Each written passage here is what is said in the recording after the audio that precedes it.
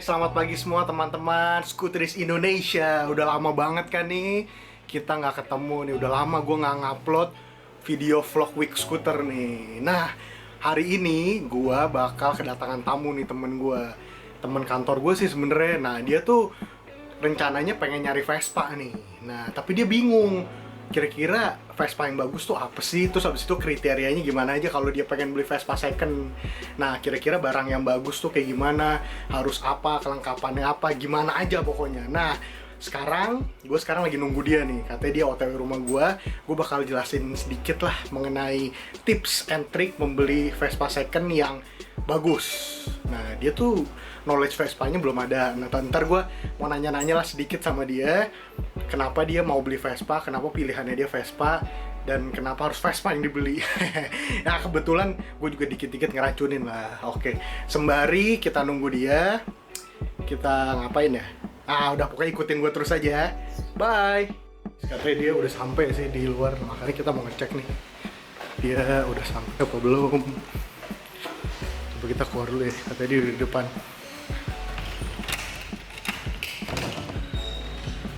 Wih, bro aneh, ini dia temen aneh yang dia mau nanya-nanya mengenai Vespa karena dia memang mau beli Vespa second. Kenalin dong nama lo, buka dong. Corona. Buka dulu dong. Kita nggak boleh deh. Buka dulu dong. Nggak boleh sih. Hah? Nggak boleh katanya. Oh, boleh lah. Nah, ini namanya Adnan. Nah, dia nih teman kantor gue. Buka nih. Boleh, buka lah. Jangan buka semua tapi. Taruh di sini ya. Ya, hari ini gue sama Adnan mau ngobrol-ngobrol nih mengenai tips and trick membeli Vespa second di saat Corona. Kira-kira apa ya, maksudnya knowledge apa yang bakal gue bagi ke Adnan supaya dia bisa ngerti nih dan dia mendapatkan Vespa yang ciamik pastinya.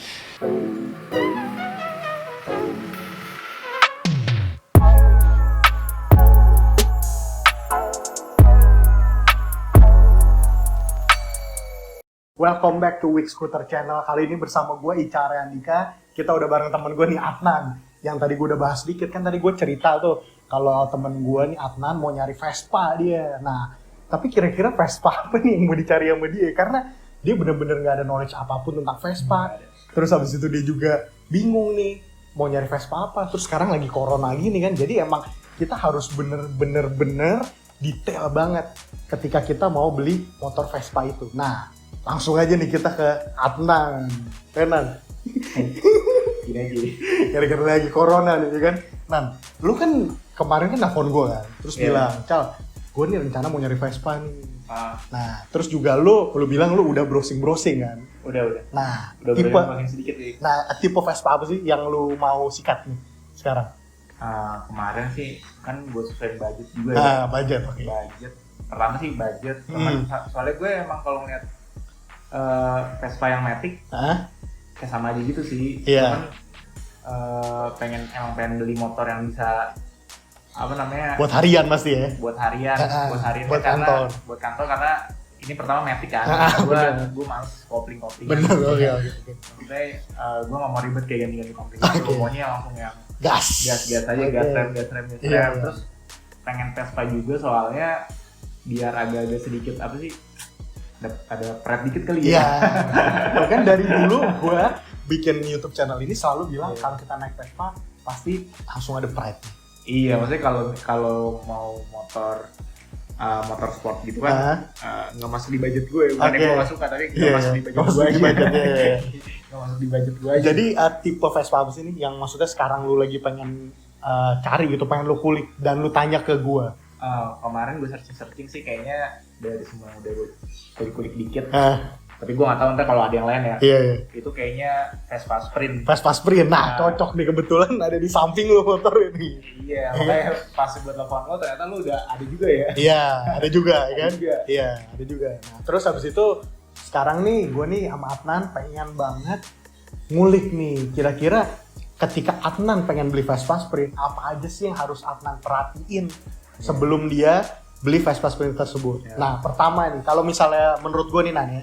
Nah, jadi gue tegesin dari awal nih, gue bukanlah seorang expert. di sini gue seseorang yang emang mau membagi knowledge gue ke Adnan. Kita harus menggarisbawahi itu sebelum kita lanjut ke video ini ya kan. Iya. Nah jadi pertama nih Nan, kalau lu pengen beli Vespa Sprint itu tersebut, pertama lu tanya dulu surat-suratnya lengkap nggak tuh motor. Oh iya. STNK, iya. BPKB, sama faktur.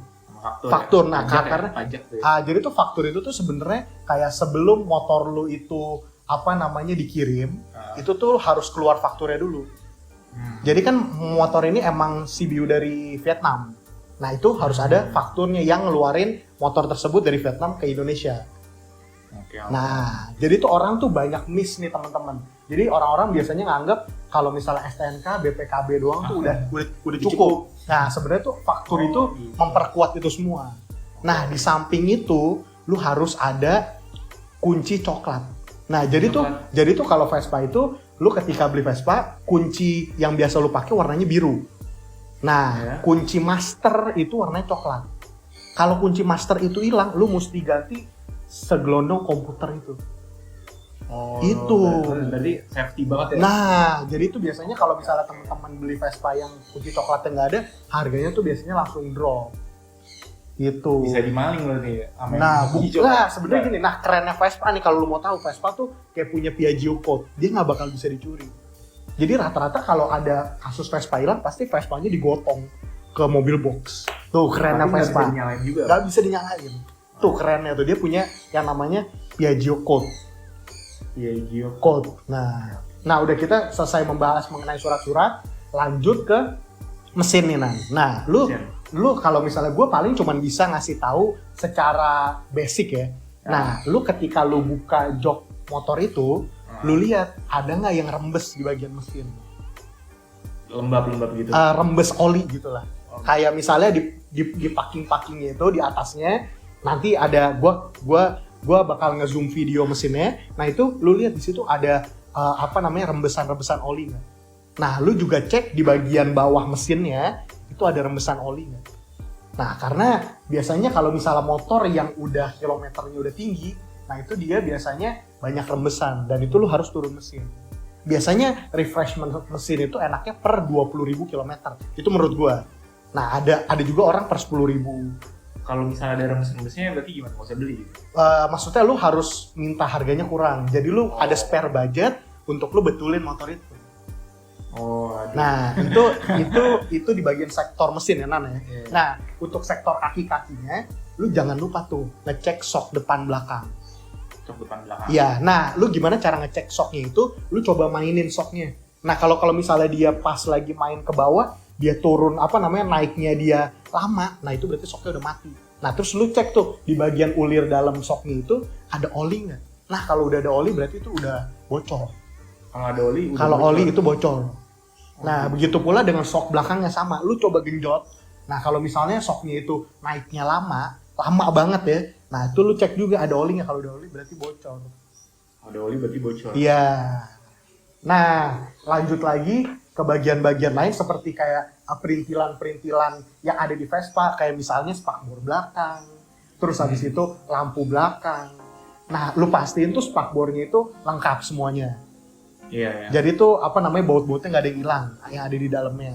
Terus juga lampunya lu pastiin tuh lampunya, karena nih, nah menurut pengalaman gue nih, Vespa Sprint itu masalahnya itu ada di lampu belakangnya suka ngembun. Jadi air itu pasti masuk ke dalam lampu itu. Bocor atau? Nah itu nggak tahu kenapa. Itu selalu penyakit Vespa Sprint itu kayak begitu. Nah itu paling kalau lu mau perfect banget, ya lu ganti lampu baru aja. Oh iya. Nah, ganti lampu baru aja. Maksudnya nggak ada pengaruh ke mesin segala. Iya nggak ada.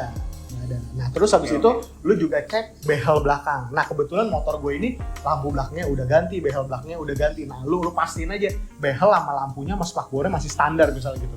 Kalau toh lu pengen beli yang udah modifikasi, lu mesti mesti make sure barang-barang orinya ada semua. Oh gitu. Iya. Misalnya kan gue beli nih, terus ternyata udah dimodif gitu kan. Nah lu make sure ada barang standarnya. Oh barang aslinya. Iya.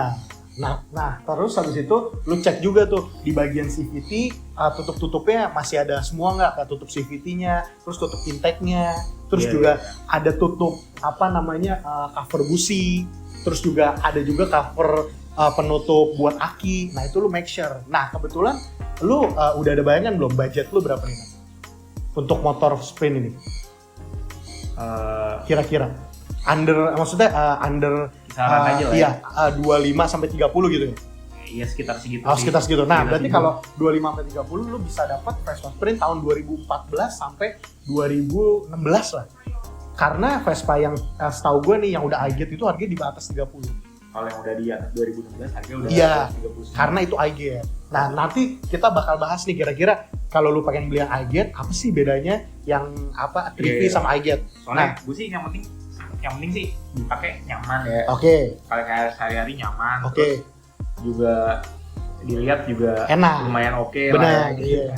Oke. Sebenarnya nggak terlalu apa namanya harus yang tahun-tahun baru juga sih. Iya. Yang penting walaupun misalnya masih tahun 2016 misalnya Iya. atau 2014 bahkan Kondisinya harus prima ya. yang penting standar nyaman aja. Benar. Gua, Oke. Gua nggak terlalu. Berarti Adnan ini nyari yang standar nih teman-teman. Ya standar nyaman Standar aja. nyaman. Nah, gua lanjut lagi ya ke perintilan yang harus lu perhatiin. Oke. Nah, itu jadi kalau Vespa Sprint ini lu coba cek juga switch lampunya. Soalnya kadang-kadang penyakitnya Sprint itu juga switch lampunya kadang-kadang juga udah susah dinyalain. Kayak motor gue ini nyalain apa? susah dinyalain. Jadi dia Ada switchnya keras mungkin gitu ya? ada yang kotor atau gimana. Keras gitu. Bukan keras, jadi pas digeser. Jadi dia untuk nyalain lampu tuh digeser ke kiri. Nah itu kadang-kadang pas lagi digeser lampunya nggak nyala. Nah itu sebenarnya mungkin ada kotoran apa udah umur lah gitu. Nah tapi itu bukanlah sebuah masalah besar. Bisa dibenerin. Bisa dibenerin, ya. Nah kita lanjut dari saklar lampu itu, lu juga cek speedometernya. Nah speedometernya kan kebetulan untuk kilometernya digital. Bawahnya tuh nambah kilometernya, terus habis itu bensinnya digital. Nah itu lu make sure itu semua masih hidup. Itu maksudnya misalnya nih itu otomatis sendiri kan, maksudnya nggak bisa di reset gitu segala macam. Bisa, jadi tuh risetnya tuh riset jauh kilometer yang, jadi misalnya gini, lu pengen isi bensin nih, nah terus lu pengen ngeriset kilometer untuk lu ngecek konsumsi bensinnya, nah itu yang bisa di kilometer yang motor aslinya nggak bakal bisa di riset. Jadi jadi kan takutnya kan kalau misalnya digital gitu kan bisa di otak-atik gitu, jadi misalnya gue pengen beli dia bilangnya ini baru 1000 kilo nih misalnya. Oh enggak, kalau itu padahal sebenarnya misalnya udah 20 kilo. Aman ya. Dijamin aman. Nah terus lanjut dari speedo itu tersebut, lu juga cek spion. Nah spionnya dia ada nggak yang ori, misalnya kayak lu beli yang modif, yang orinya ada nggak. Nah kebetulan motor gue udah gue ganti nih spionnya. Udah modif ya? Udah dimodif. Nah terus tadi kita udah bahas perintilannya, saklar, terus spion. Nah, lu juga cek dasi depannya, dasi motor depannya. Nah, itu dia di dasinya itu kayak ada krum-kruman 3 biji. Nah, itu lu cek juga krum-krumannya masih lengkap nggak? Harus ada krum-kruman. Iya, krum-krumannya harus ada. Nah, nah terus jangan lupa lu cek lampu depan tuh. Nah, lampu depannya masih hidup nggak bohlamnya? Kebetulan motor gue udah di facelift nih. Di facelift jadi yang 2020. Jadi dia ada lampu belahnya, lampu LED-nya udah dapat dari sananya. Nah, kalau lu beli yang tahun 2014 sampai 2016, lu pastiin tuh bohlamnya nyala. Oke. Nah, gue tadi lupa tuh. Nah, Adnan. Sekarang kita pindah ke sektor rem nih. Pengereman. Nah, rem. Nah, lu cek ya kanan kiri. Enggak ada. Itu Vespa jadul. Nah, itu kalau misalnya lu ngecek rem, lu cek remnya tuh udah dalam belum. Kalau udah dalam biasanya kapasnya habis. Nah, terus sama juga yang rem belakang sebelah kiri. Lu cek dulu. Nah, biasanya tuh selain remnya lu juga harus cek tuas remnya. Jadi handle remnya. Itu dia udah bengkok apa udah bocel apa gitu. Nah, lu cek tuh. Biasanya kalau ada bocel di ujung atau bengkok tuh biasanya bekas jatuh. Tapi jatuhnya bukan jatuh parah ya. Jadi cuma jatuh di standar satu deng gitu. Terus lagi standar jatuh. Nah kalau itu bukanlah sebuah masalah besar menurut gue. Bisa diganti itu. Nah, ketika lu nyoba motor yang mau lu beli, lu coba akselerasi terus lu rem. Kalau remnya bunyi gitu, itu kampasnya habis biasanya.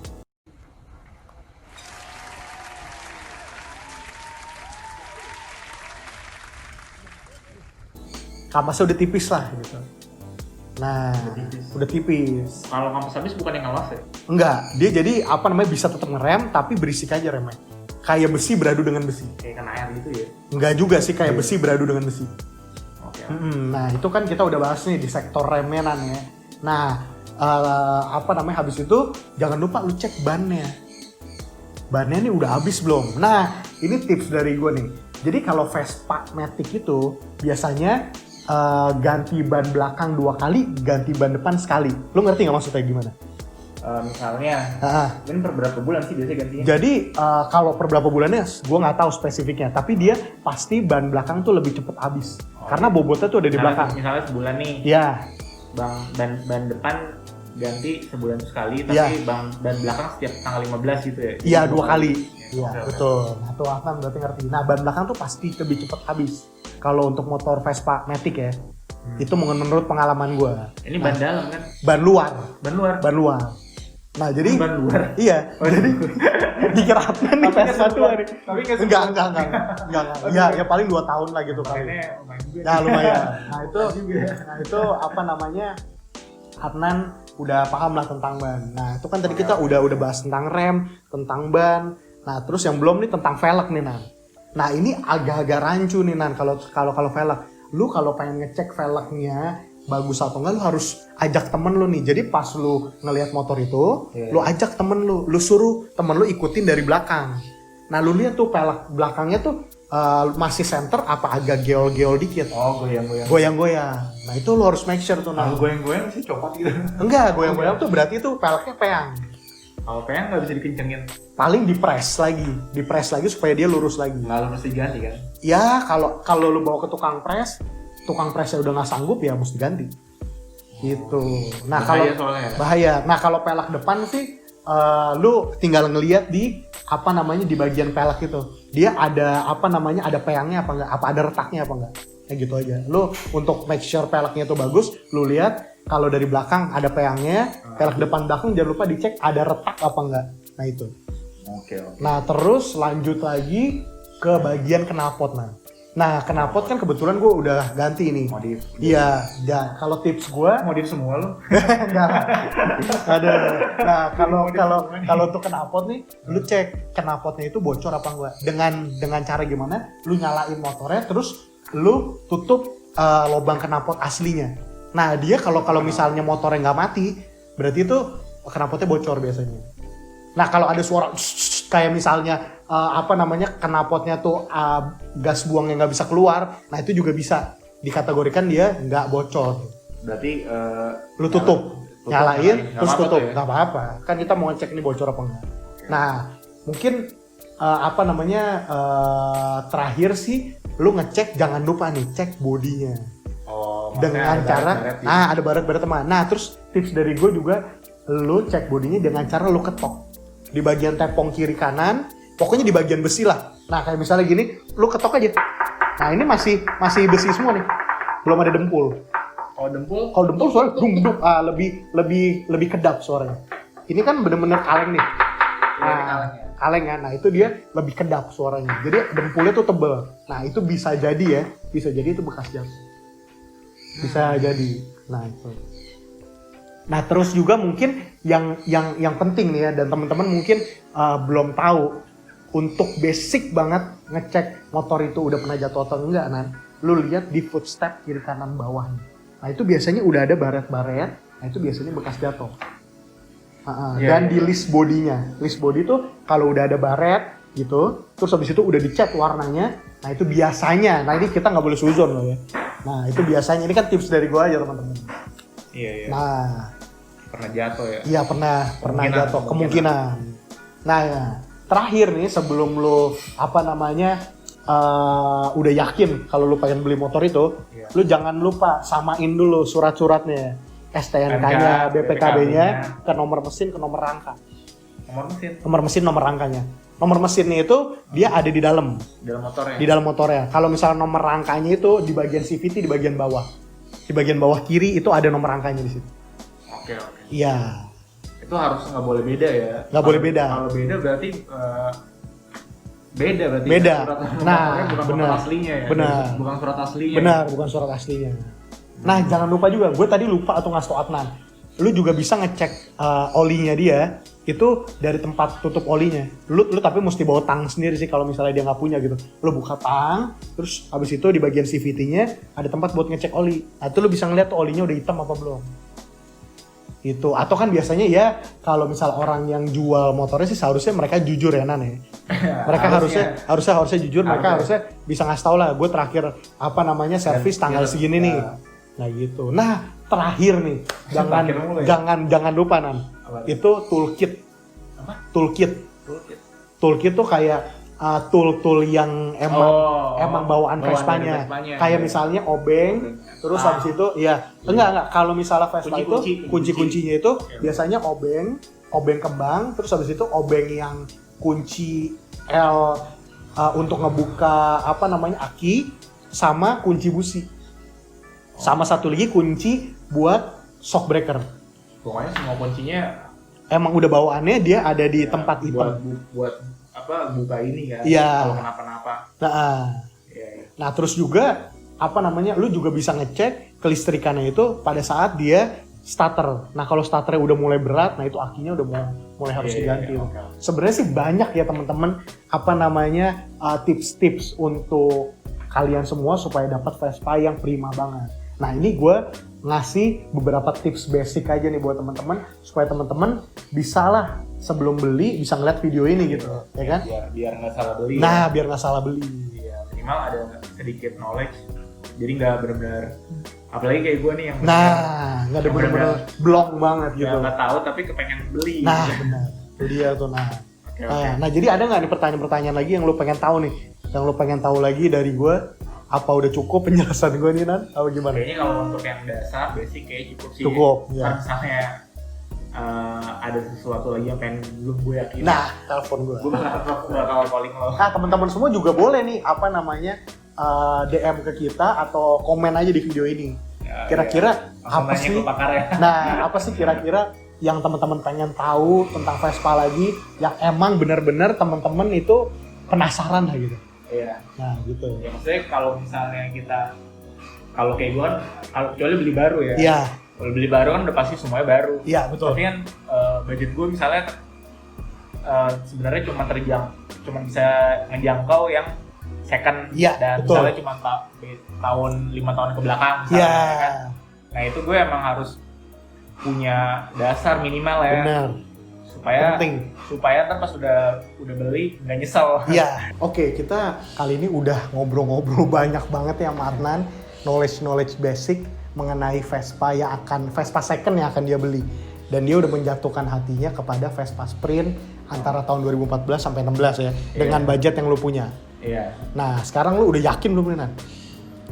Insya Allah yakin. Nah, mungkin nanti Adnan bakal nelpon gue ketika dia emang udah dapat Vespa-nya, terus juga mungkin pasti gue ngajak lo sih kalau lo nggak lagi sibuk. Nah. Ini masih bagus nggak gitu? Iya, masih bagus nggak? Ya udah. Takutnya kan gue salah ntar kalau kalau beli ya. Kalau beli karena beli second bukan beli baru. Kalau beli baru mah maksudnya ya udah pasti. Nah. Oke, untuk teman-teman semua, thank you udah nonton video ini. Jangan lupa nih like, subscribe, and comment ya kan. Jangan lupa loh ya kan. Ya kan Nan? Iya. Nah, oke, untuk teman-teman semua Skuteris Indonesia, thank you for watching this YouTube channel. See you. Bye.